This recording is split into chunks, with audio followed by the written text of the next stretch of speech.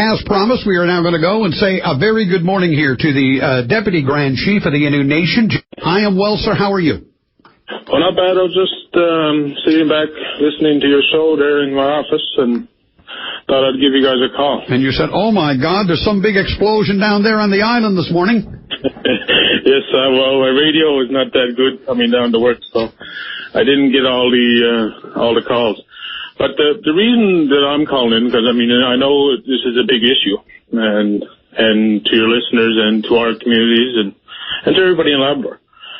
But, I mean, listening to the first, I mean, I could hear you saying, well, this is like going on stupid, and in your last caller, I hear you, stupid is, stupid do. And I was like, come on, now we're all adults here. We can actually just talk this kind of stuff out. We don't need to be, then to have little giggles, and then the few other calls you have.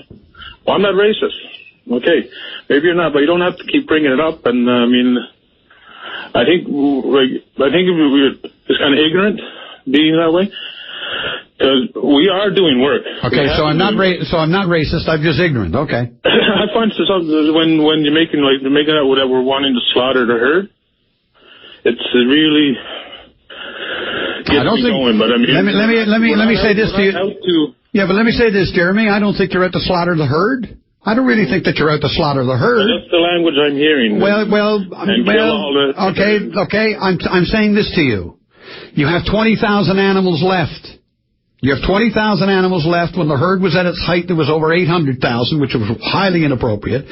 Less than 36 months ago, there was 74,000 animals. Yes, well, I've seen the pictures of Innu hunters disregarding every kind of rule, every kind of role, going in and hunting these caribou. The red wine herd, I think it has been successfully destroyed. I don't think there's any of that one left now inside the George River herd. And I heard the Innu argue that it never existed in the first place. There's 20,000 animals left. Let me ask you this, Jeremy Andrew, Deputy Grand Chief of the Innu Nation. Can you come up with one plausible reason why anyone in the Innu Nation or any Labradorian would ever hunt or shoot a bullet at any one of those animals at this point in its history? Can there be a possible justifiable reason for doing it? And if there is, tell me what it is. I'll go back to this is not new. I mean, we've been following this right from the beginning also. I mean, you can go back to the 75,000 animals, then it came back down to 25, now they're saying 21 to 20,000. I mean, we understand that. And we've been doing our own meetings. We were in Kuujjuaq. I mean, I think you might have heard we had talking about this. I mean, we weren't out there to say we want to be killing all these animals. I mean, we were trying to get all these groups together before the government even came in and even got to this point. We want to be the people that can say, okay, we're looking after this herd. We want to look after this herd. But I think where we got right now is the government just came in and put a complete ban, because we're supposed to have public meetings today, and supposed to be a radio show today, and more meetings tomorrow on implementing this kind of stuff. I think they kind of jumped the gun, because we were working with the Quebec Innu and the Cree. I mean, there is a lot of different groups. It's not just Labrador and Quebec. I mean, we're trying to look at the bigger picture here. Because you got the Naskapi, you got Pogutchibit, Matamewa, Shefferville, Natashquan, Unimeshibit, Equantit, Wasat, and the Cree. So to say that we were never willing to do anything about it, I think it's jumping the gun there. Nobody said you weren't willing to do anything about it. Yeah, but I mean, what we said is that what I've heard is I heard Simeon Chekapesh, I heard your chief, and now I'm hearing you and others that have actually said we intend to hunt these animals. Mm-hmm. You can't quote me and then say that I've said that yet. So I mean, it's never come out of my mouth. Okay, then let me ask you again. Let me ask you the question that I just asked you. I'm going to ask you again. Mm-hmm. Can you give me a plausible reason, a justifiable reason, why anybody from Quebec or Labrador of any race, any color, any creed, why anyone would put a bullet in a gun, knowing the circumstance of that herd and shoot at one of those animals. Give me a reason why someone would do that beyond the issue of they've been lost in the woods for a week and they're starving to death. Well, the way I look at it is, Randy, I know this hunting is going on. There are people that are hunting, are poaching, killing more than they should be. There is problematic hunters out there in Quebec and in Labrador. It's not just one group that's doing all this. There's a lot of different factors, because even at the summit we had at the Caribou meetings, when we were talking about it, I thought that this was even before the ban was even brought in, that we got to look at our development and what we're doing also, and the roads, and you got to look at the mines that are proposed up in north, the roads where they're going to be crossing where they migrate, and all this is going to affect it. And for the hunting part, the information that was given to us was you could hunt 1% steady herd. That was the information that was given to us. We were in talks with the government about this.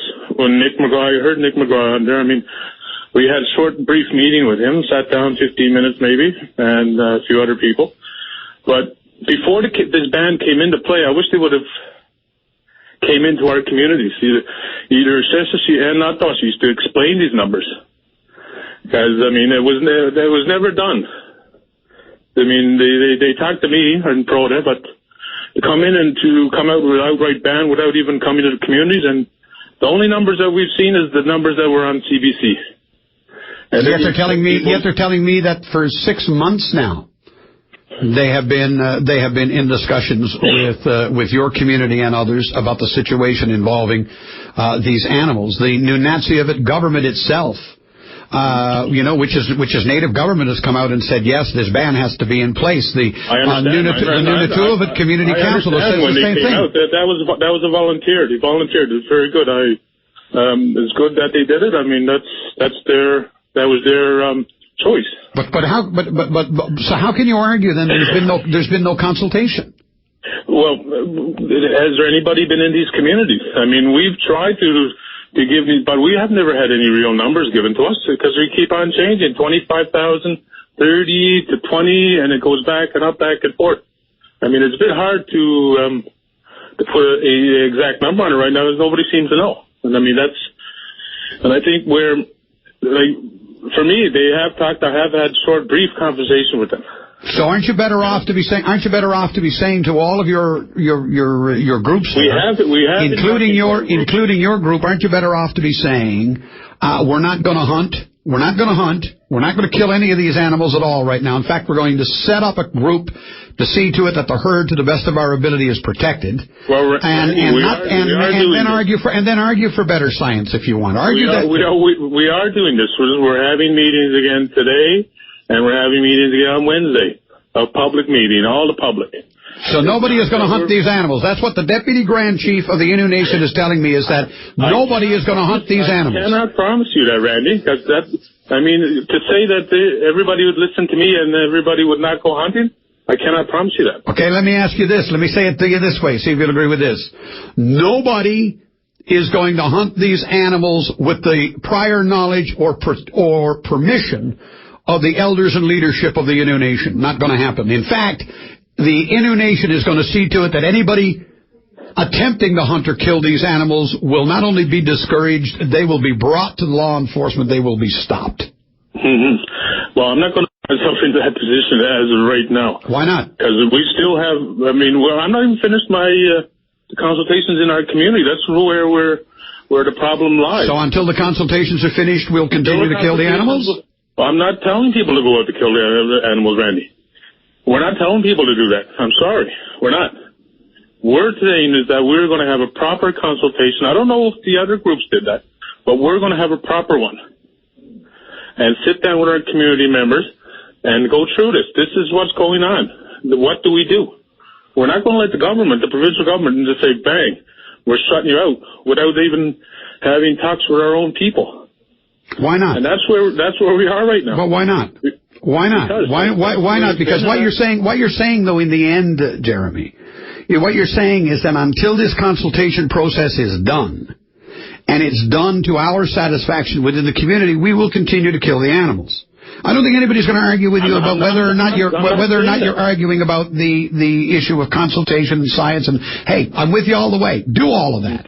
What I'm saying is do you not think, given the seriousness of it, you need to say don't shoot an animal? We're talking about this. We have been doing this kind of work. I mean, we have been trying to get, but the numbers, nobody's coming into our communities. Like the provincial government, I know Nick McGraw said they had consultations. Yes, it might have been with Proda and me. But the numbers have never really come out to the community to somebody to do a presentation. So they don't believe maybe. They might not believe, or they might not understand what's going on. All right. And to get them to shut them off from hunting, I mean, that's what? I prefer to have all the information there. And get this information to the community members and let them figure, like, really, I mean, it's easy for government to say we're shutting it down. And that's it. It's easy for that to happen, but for the two native communities, it's not that easy. Why? Randy, this has been, I'm not just going to say we're hunting for sport or we're hunting for food, but this has been in our culture for thousands and thousands of years. I accept that. And to say today that the government, without even talking to our people, we're shutting it down, I think that's a bit much. It's disingenuous, though. It's disingenuous on your part to say they haven't talked to your people. They've talked to you. They talked to me, and I've been trying to get as much information, but I don't have all the information. But if they've talked to the leadership and they've talked to the elders in the community, surely that is an open, broad-based discussion. You're saying they haven't shown us the evidence that we need to justify the moratorium. The evidence that we've seen is like the stuff I've seen in Kujak when we had our meeting. That will open your eyes. Well, so what you're basically saying at the end of the day is that, look, I have the title of Deputy Chief of the Innu Nation, but I'm actually not a leader. I actually can't get my people to follow me because I went to Kuujjuaq and my eyes were open. That's what you just said. I'm just getting back into town, Randy. And the thing is, we're trying. We had these meetings set up. I mean, there's only so fast I can work this kind of stuff through the community. I'm going to say to you and to Simeon Chekhopesh and to Mr. Pokar and everyone else that's engaged and involved in all of Labrador, I wish you could really deal, and I think the government of Newfoundland has an obligation to knock on the doors in the province of Quebec about this. I'm going to say to all of you, let us err then on the side of caution. Let us all walk around as Aboriginal people believing that to ask us not to hunt is a violation of our rights and our heritage and our culture, and let us accept it and err for the next year or two on the side of caution. What would be wrong with doing that?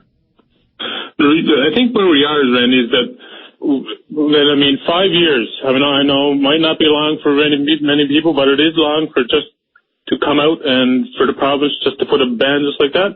I mean, maybe we could work something out. But I'm pretty sure we'll be talking to the government more. But as of right now, we're not even done talking to our communities. So. All right. Well, it's good to speak with you today, Jeremy Andrew. Very good. Have a good one. You too. You take care. Bye-bye now. Yeah, bye.